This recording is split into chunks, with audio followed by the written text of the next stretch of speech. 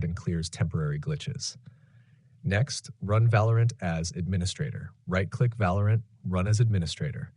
Do the same for Riot Client. Now fix full screen issues. Press Alt-Enter when the black screen appears. If the game shows up, go to Settings, Video, change to Windowed, then back to full screen.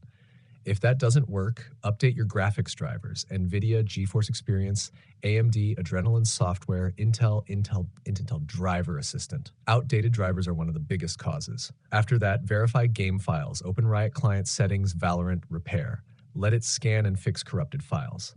Still black screen? Reinstall Riot Vanguard. 1. Press Windows R, type appwiz.cpl.